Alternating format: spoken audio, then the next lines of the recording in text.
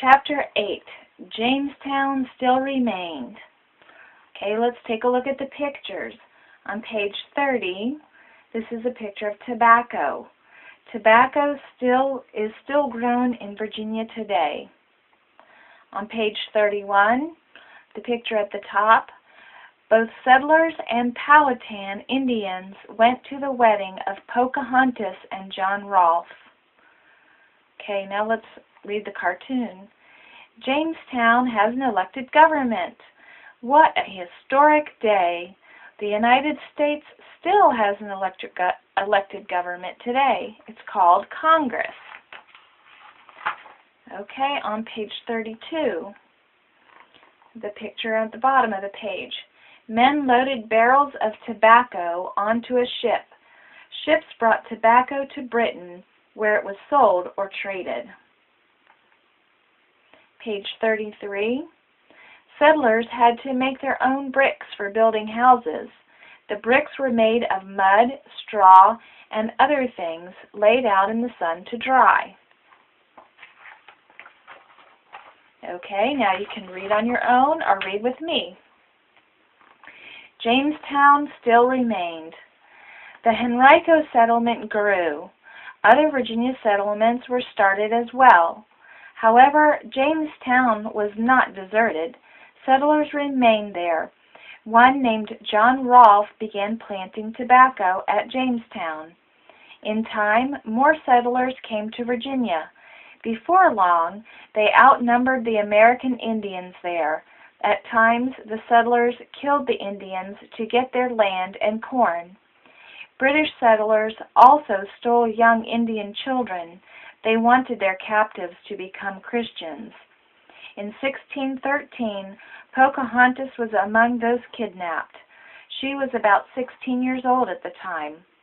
The settlers had been anxious to get Powhatan's daughter. They expected him to give them corn and other things to get her back. At first, Powhatan agreed to the settlers' demands. However, the colonists never received what they wanted. Meanwhile, Pocahontas became a Christian. On April 5, 1614, she also married one of the settlers, the tobacco grower John Rolfe. As time passed, Jamestown had different leaders. The Virginia Company picked the governors, but all this changed in July 1619. At that point, the colonists got to pick their own leaders. This group of leaders was known as the House of Burgesses. 22 men were elected to represent the settlers. The House of Burgesses was the first elected government in North America. It passed many different laws. Some laws were about proper behavior. Others had to do with the American Indians. Still, other laws involved deciding how much people should pay for tobacco. Between 1619 and 1622, Jamestown grew. More women arrived. Soon there were families at Jamestown. Many people began growing tobacco. More land was needed for this, so the settlers spread out. They started large tobacco growing farms called plantations.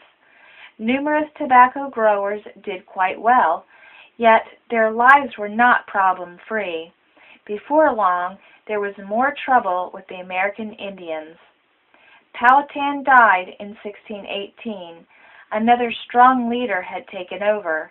His name was Opechancanough. Opechancanough did not like the English either. They had taken too much land and treated his people badly. On March 22, 1622, Opechancanough struck back. He and his men staged an early morning attack. The settlers were caught off guard. Some were killed at the breakfast table. Others were struck down while working in the fields.